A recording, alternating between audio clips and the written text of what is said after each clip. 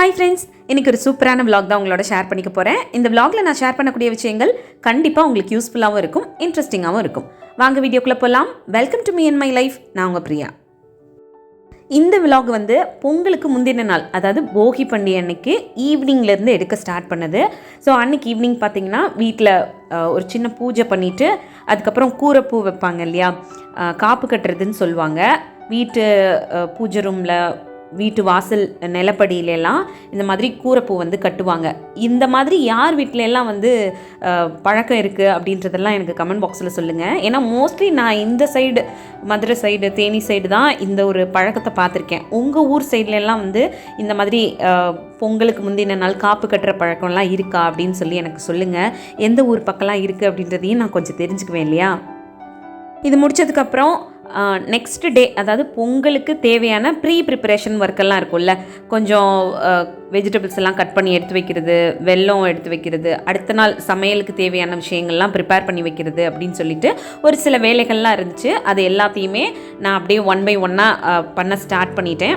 அதுக்கப்புறம் பொங்கல் டேவும் எங்களுக்கு எப்படி போச்சு அப்படின்றதையும் இந்த vlogல நான் இன்க்ளூட் பண்ணியிருக்கேன்.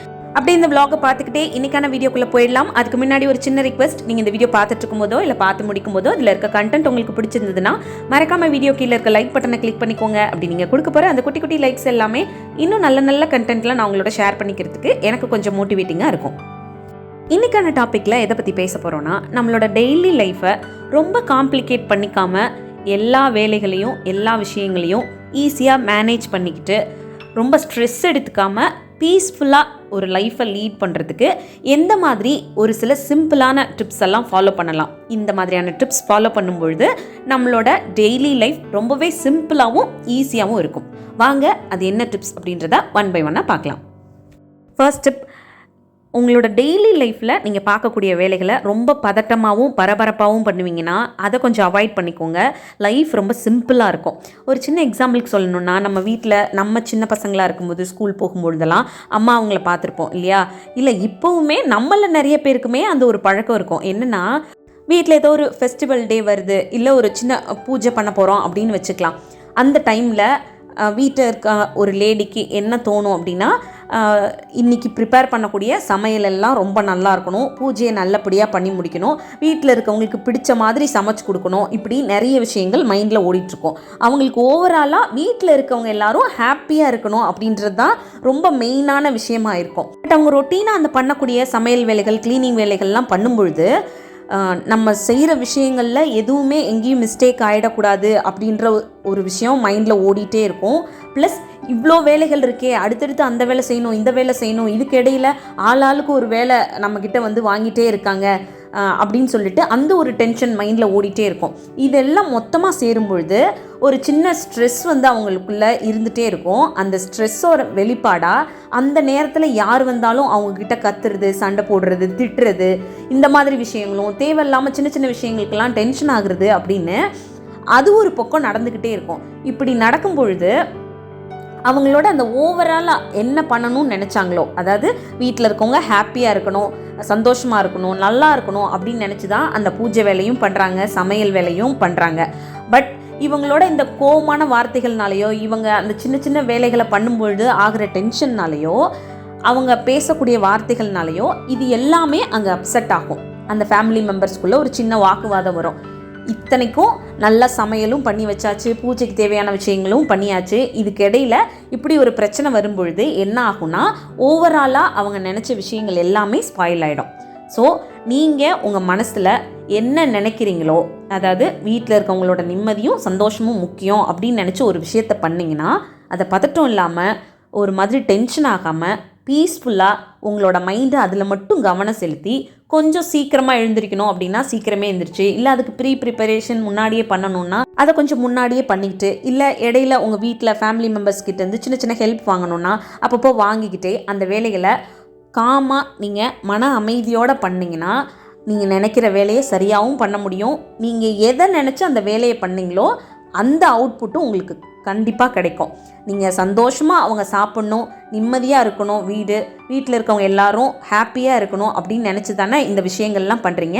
அது எல்லாம் நடக்கணும்னா அது எல்லாம் உங்களோட கையில் தான் இருக்கும். ஸோ அதை நம்ம பண்ணுறதுக்கு இந்த மாதிரி நம்மளோட வேலைகளை பரபரப்பாகவும் பதட்டமும் இல்லாமல் வச்சுக்கிட்டாலே நிறைய பிரச்சனைகளை நம்மளோட டெய்லி லைஃப்பில் அவாய்ட் பண்ண முடியும். செகண்ட் டிப், லைஃப்பில் சில விஷயங்களில் குவான்டிட்டி எதிர்பார்க்கறதுக்கு பதிலாக குவாலிட்டியை எதிர்பார்த்தாலே சில விஷயங்களை ரொம்ப சிம்பிளாக மேனேஜ் பண்ணிக்க முடியும்.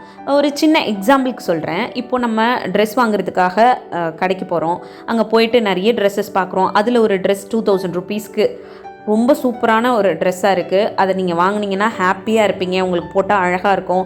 அதை வாங்குறது அந்த மெட்டீரியலுக்கு நீங்கள் கொடுக்கக்கூடிய ப்ரைஸும் ரொம்ப சாட்டிஸ்ஃபேக்ஷனாக இருக்குது அப்படின்லாம் தோணுது. வாங்கலான்னு நினச்சி எடுக்க போகும்போது மைண்ட் இன்னொரு பக்கம் யோசிக்குது. 2000க்கு ஒரு ட்ரெஸ்ஸை வாங்குறதுக்கு 4 குர்த்தி 500 rupeesல பார்த்தோன்னா 4 குர்த்தி எடுத்துக்கிட்டோன்னா நம்மளோட ரெகுலர் யூசேஜ்க்கு நம்ம அதை யூஸ் பண்ணிக்கலாமே அப்படின்னு சொல்லி ஒரு யோசனை வருது.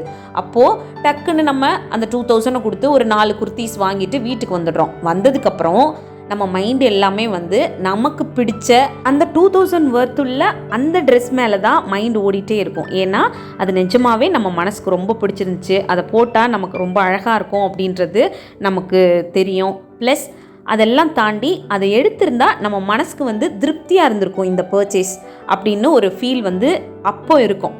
ஸோ நீங்கள் ஒரு 2000 rupeesையும் கொடுத்து உங்களுக்கு திருப்தி இல்லாத ஒரு பொருளை வாங்குறதுக்கு பதிலாக சந்தோஷமாக மனசு திருப்தியாக ஒரு விஷயத்தை நீங்கள் வாங்கிக்கும் பொழுது அதை பார்க்கும் பொழுதெல்லாம் உங்களுக்கு ஒரு ஹாப்பினஸ் உங்கள் லைஃப்பில் இருந்துகிட்டே இருக்கும்.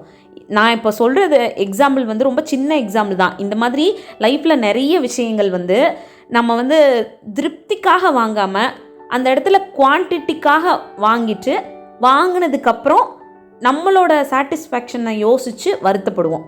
ஸோ எப்போவுமே எந்த ஒரு விஷயத்தை நீங்கள் வாங்குறதா இருந்தாலும் சரி, எந்த ஒரு விஷயத்தில் டெசிஷன் எடுக்கிறதா இருந்தாலும் சரி, அந்த இடத்துல உங்கள் மனசுக்கு எது திருப்தி கொடுக்கும், உங்கள் மனசுக்கு எது அமைதியை கொடுக்கும் அப்படின்றத யோசித்து அதுக்கப்புறம் ஒரு டெசிஷன் எடுத்தீங்க அப்படின்னா உங்களோட லைஃப் எல்லா விதத்துலேயுமே ரொம்ப சிம்பிளாகவும் ஹாப்பியாகவும் இருக்கும். தேர்ட் டிப், லைஃப்பில் டைம் அப்படின்றது ரொம்ப முக்கியம்தான். ஆனால் ஒரு சில விஷயங்கள் நம்ம நினைக்கிற டைமில் நடக்கலை அப்படின்றதுக்காக ரொம்ப கோவப்படுறதோ பதட்டமாகிறதோ இல்லை அதை நினச்சி வருத்தப்படுறதோ இந்த மாதிரி விஷயங்கள் பண்ணும்போது லைஃப்பில் சின்ன விஷயங்களை கூட நம்ம ரொம்ப காம்ப்ளிகேட் பண்ணிக்குவோம். ஒரு சின்ன எக்ஸாம்பிளுக்கு சொல்கிறேன். இன்றைக்கி வீட்டை க்ளீன் பண்ணணும், இன்றைக்கி நம்ம ரொம்ப ஃப்ரீயாக இருக்கோம், க்ளீன் பண்ணுற மூட்லேயும் இருக்கோம், அதனால இன்றைக்கி க்ளீனிங் வேலைகள் பண்ணலாம் அப்படின்னு யோசிக்கிறீங்க. அதுக்கான விஷயங்கள்லாம் பண்ண ஸ்டார்ட் பண்ணியிருக்கீங்க. சடனாக வீட்டுக்கு கெஸ்ட் வரேன்னு சொல்லிட்டாங்க. அப்போது உங்களோட பிளான் அங்கே மாறும். நீங்கள் நினச்ச விஷயத்த பண்ண முடியாமல் இப்போ திடீர்னு ஒரு கெஸ்ட் வர்றதுனால திரும்ப உங்களுக்கு ஃப்ரீயாக இருக்க அந்த டைமில் ஏதோ அவங்களுக்காக ப்ரிப்பேர் பண்ணுற விஷயமோ இல்லை அவங்களோட நீங்கள் டைம் ஸ்பெண்ட் பண்ணுற மாதிரியோ இருக்கும். அப்போது நம்ம ஒரு விஷயம் நினச்சிக்கிட்டே இருந்தோம், அதை பண்ண முடியலையே அப்படின்னு சொல்லி அதை நினச்சி நீங்கள் டென்ஷன் ஆகிறதுக்கு பதிலாக ஓகே இன்றைக்கி இந்த டைமில் நம்ம அந்த க்ளீனிங் வேலைகள் பண்ணணும்னு நினச்சோம், பட் அந்த பிளான் சேஞ்ச் ஆகுது. இது நம்ம எதிர்பார்க்காத ஒரு விஷயம் சடனாக நடக்குது, அதனால அந்த டைமில் இந்த விஷயம் நடக்கலையே அப்படின்னு சொல்லி டென்ஷன் ஆகிறதுக்கு பதிலாக இப்போது ஒரு கெஸ்ட் வீட்டுக்கு வர்றாங்க, அவங்களோட கொஞ்ச நேரம் மனசு விட்டு டைம் ஸ்பெண்ட் பண்ணுறதுக்கோ கொஞ்ச நேரம் அவங்களோட ஹாப்பியாக சில விஷயங்கள் பேசுகிறதுக்கோ இந்த டைமை நம்ம யூஸ் பண்ணிக்கலாம்.